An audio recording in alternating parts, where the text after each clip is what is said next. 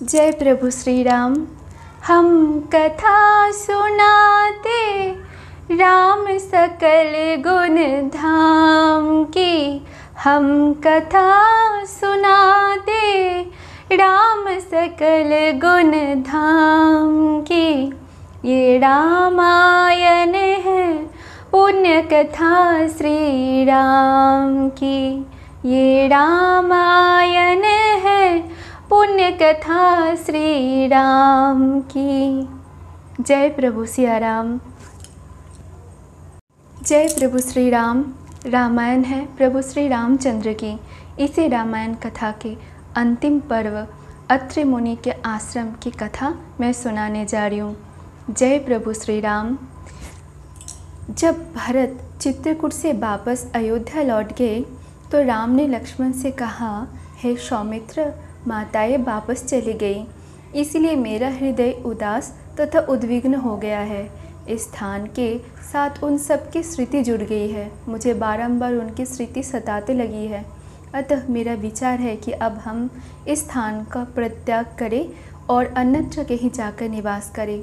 इस प्रकार सीता और लक्ष्मण से अपने विचार का समर्थन प्राप्त करके उन्होंने चित्रकूट का परित्याग कर दिया और वहाँ से चल पड़े। चलते चलते वे महर्षि अत्रि के आश्रम में जा पहुँचे। उन्होंने परम तपस्वी वृद्ध महर्षि को प्रणाम किया तथा अपना परिचय दिया। महर्षि अत्रि ने उनका स्नेहपूर्वक स्वागत किया। फिर महर्षि अत्रि ने अपनी वृद्धा पत्नी अनुसुआ को मिथिला नरेश की राजकुमारी तथा अयोध्या की ज्येष्ठ पुत्र वधू सीता से परिचय करवाया तथा उनका यथोचित सत्कार करने के लिए कहा।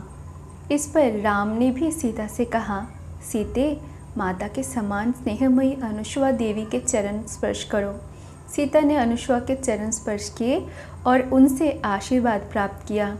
अनुसुआ बोली, सीता, तुमने अपने पति के साथ वन में जहाँ पर भांति भांति के कष्ट को झेलना पड़ता है, रहने का जो निश्चय नहीं है, वो तुम्हारा महान त्याग है। मैं तुम्हारे त्याग से अत्यंत प्रसन्न हूँ।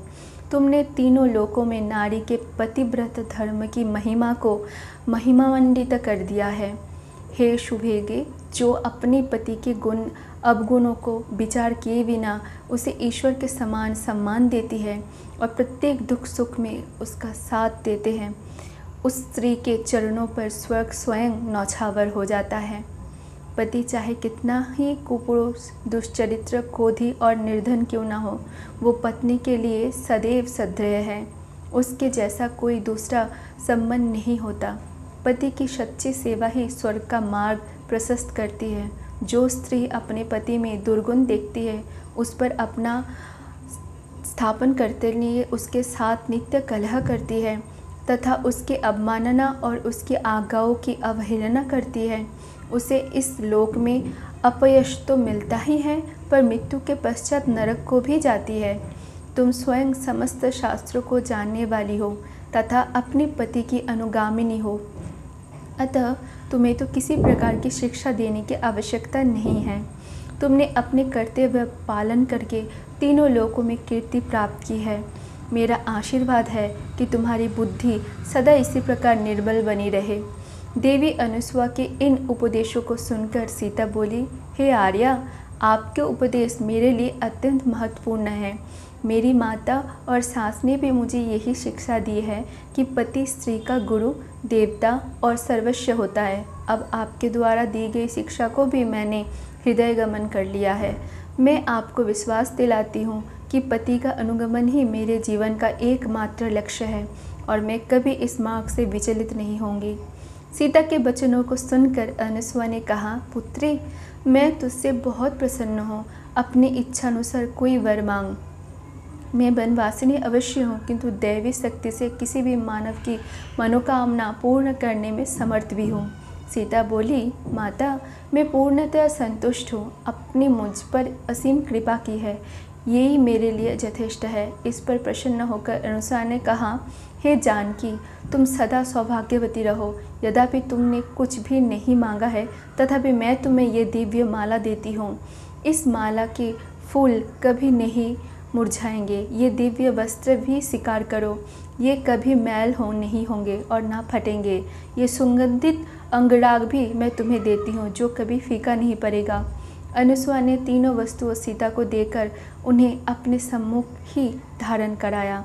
उनके चरणों में सिर नवाकर सीता रामचंद्र के पास गए और उन्हें माता अनुसुआ के दिए उपहार दिखाए। संध्या को सबने एक साथ बैठकर संध्योपासनादि की। तत्पश्चात अनुसुआ सीता को चंद्र की शुभ्र ज्योत्सना युक्त रात्रि में वन की शोभा दिखाने के लिए ले गए। फिर आध्यात्मिक चर्चाएं हुई। अंत में सभी ने मुनि के आश्रम में विश्राम किया। प्रातःकाल जब राम ने अत्रि ऋषि से विदा लिया तो वे बोले, हे रघुनंदन, इन वनों में मनुष्यों को अनेक प्रकार के कष्ट देने वाले भयंकर राक्षस निवास करते हैं, जिनके कारण अनेक तपस्या को असमय ही कालावित हो जाता है। मेरी इच्छा है कि तुम इनका विनाश करके तपस्वियों की रक्षा करो। राम ने महर्षि की आज्ञा को शिरोधार्य किया तथा उपद्रवी राक्षसों को नष्ट करने का वचन दिया। फिर सीता तथा लक्ष्मण के साथ वहाँ से दंडक वन के लिए प्रस्थान कर गए। जय प्रभु श्री राम। रामायण कथा की अयोध्या कांड यहीं पे समाप्त हुआ। इससे आगे की कथा मैं आगे पाठ करके सुनाऊंगी।